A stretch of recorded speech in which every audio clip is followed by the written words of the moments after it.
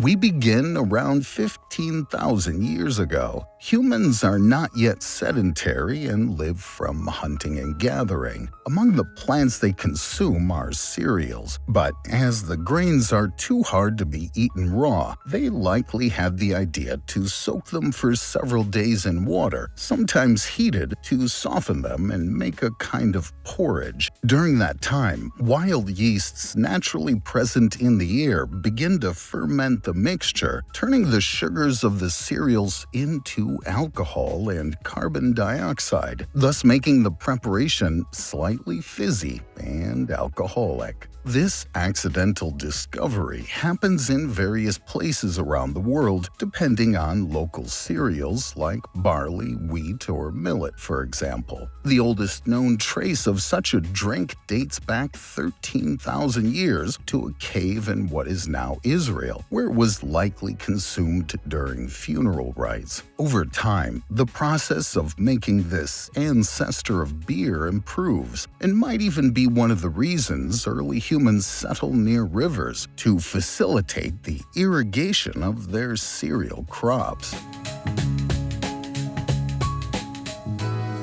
Beer is mentioned as early as the first written records. In Mesopotamia, it is called shikaru, which means liquid bread. The goddess Ninkasi is dedicated to it, and brewing is reserved for women. They first prepare a barley bread, which they crumble into heated water to speed up fermentation. Once ready, the shikaru is flavored with honey, dates, or spices and served in a container with a straw so as to avoid swallowing bread residue. In Egypt, beer, sometimes called heket, is a central element of society. It is consumed daily by all social classes and even serves as wages for workers building the pyramids. As a result, massive breweries are established early on to produce large quantities of heket, which is delivered in jars. In China and India since ancient times, fermented beverages made from rice or millet are prepared along the Yellow, Indus, and Ganges rivers. In China, however, the zhou is gradually replaced by a stronger rice wine. In sub-Saharan Africa, beer is made from millet and sorghum, while in the Americas it is made from maize, which is chewed beforehand to start the fermentation process. Thus, beer is produced and consumed very early all over the world in various forms. But in the Mediterranean, the Greeks and then the Romans prefer wine, considering beer, which they call cervisia in Latin, as a barbarian drink.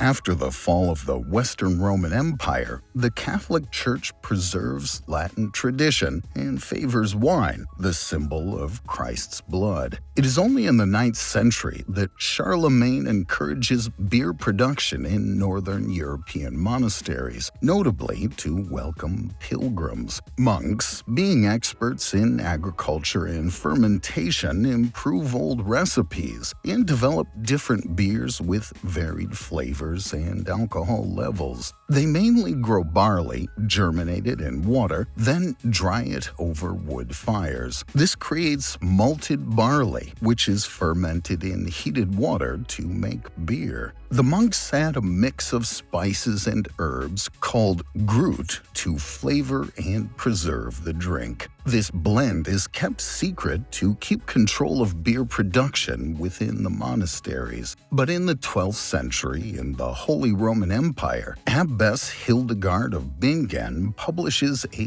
botanical treatise in which she describes the antiseptic properties of hops. The plant then gradually replaces grut, and beer leaves the monasteries to be brewed in independent breweries.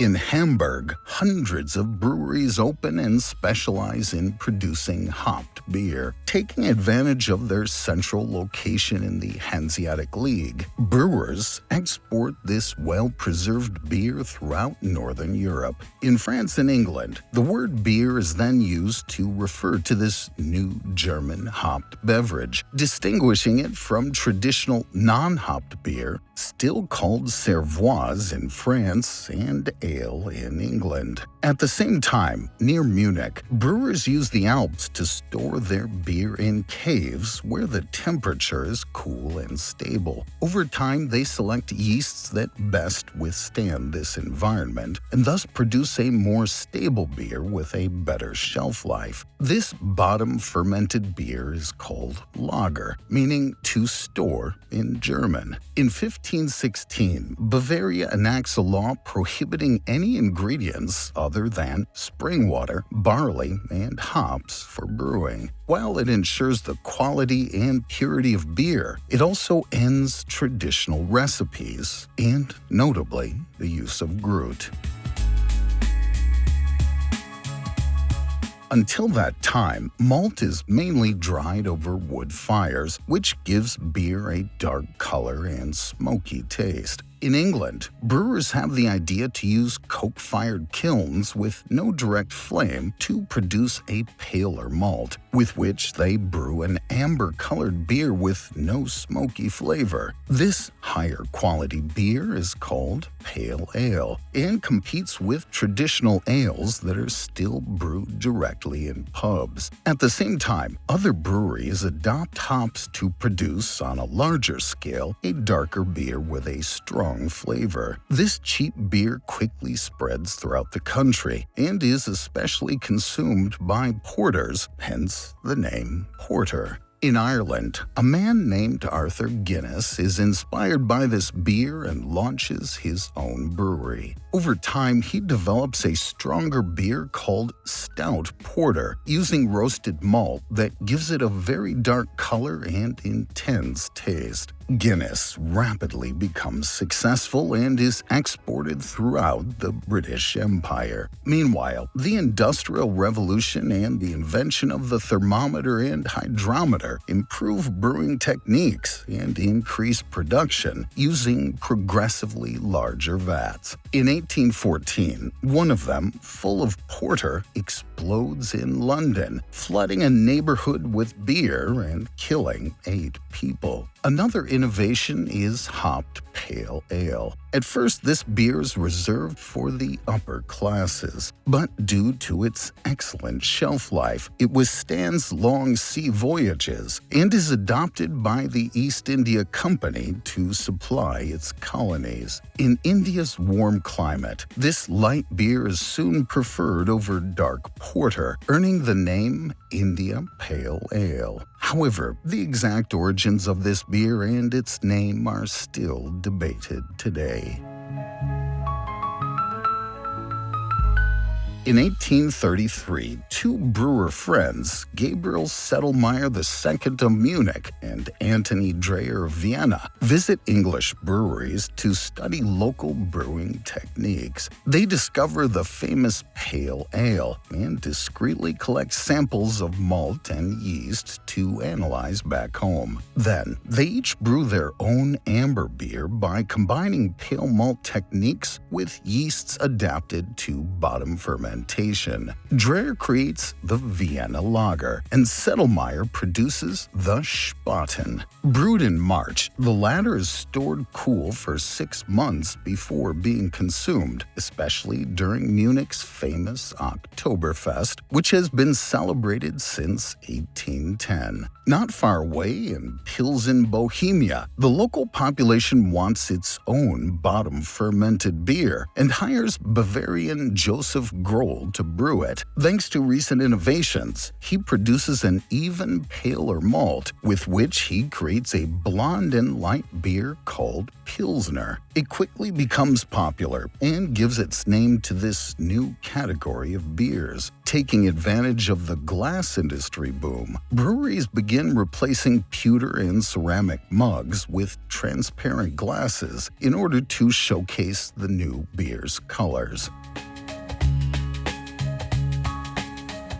In Munich, Sedlmayr trains a Danish student, one Jacob Christian Jacobsen, who then returns to Copenhagen with yeast samples to brew his own beer, Carlsberg. In France, Louis Pasteur studies fermentation and identifies the role of microorganisms. He realizes that by heating beer at high temperatures, bacteria and fungi are eliminated, preserving the drink for a longer period of time. Meanwhile, in Germany, Carl von Linde further develops industrial refrigeration. Breweries rapidly adopt the technology, enabling year-round production of bottom-fermented beer without relying on seasons or natural caves. In Denmark, Jacobsen invests in scientific research, and his lab becomes the first to isolate pure yeast so as to grow it on a large scale without contamination. All of these discoveries benefit the few breweries that produce large volumes of bottom-fermented beer, who then export them across Europe thanks to the ever-expanding railway network. But their success comes at the cost of smaller craft breweries. Europeans then export their model worldwide. In St. Louis, USA, the German-American Anheuser-Busch family is inspired by a Pilsner brewed in Budweis, Bohemia, to create their own beer, Budweiser. In Asia, in the German colony of Tsingtao, a brewery is established to supply the settlers. During World War I, Germany loses the colony, which is renamed Qingdao, but the brewery remains and continues to produce Tsingtao, which will, a century later, be the second most consumed beer in the world.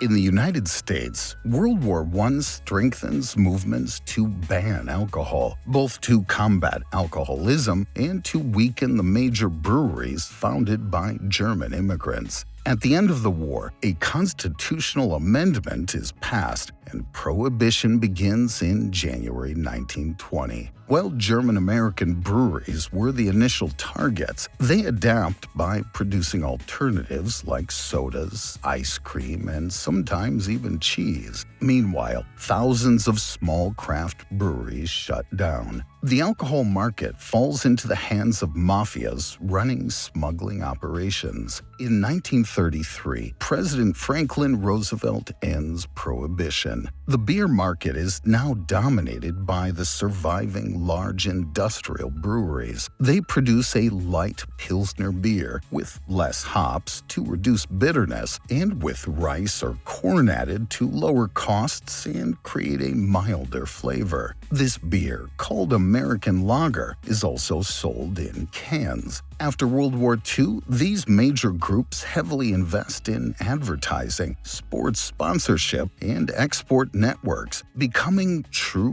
beer multinationals. In less than a century, bottom-fermented beer dominates the global market. In contrast to this global standardization, Belgium stands out with numerous breweries that preserve, improve, or revive top-fermented beers, some of which are centuries old. The country becomes famous for its wide variety of beers, such as Abbey and Trappist, which are still sometimes brewed by monks, white beers made with unmalted wheat and spices, and lambics, very old spontaneous spontaneously fermented beers produced in Brussels and its environs. Starting in the 1970s, in the US and the UK, many microbreweries emerge and revive craft beer production, bringing back ales, porters, and especially India Pale Ales, exploring new hop varieties. This craft beer wave then spreads across Europe and to the rest of the world. Today, beer is the most consumed alcoholic drink worldwide, with an estimated annual production of 1.9 billion hectoliters. The vast majority remains controlled by a few beverage giants, like Belgian AB InBev, Dutch Heineken, and Danish Carlsberg. In Asia, the Chinese brewery China Resources Snow Breweries, founded in 1993, sells Snow, currently the world's most consumed beer, but almost exclusively in China. In terms of per capita consumption, the Czech Republic, the birthplace of Pilsner, holds the record, with about 150 liters of beer consumed annually per person. Finally, a recent trend: alcohol-free beer is also gaining ground, already representing 5% of beer sales in Germany.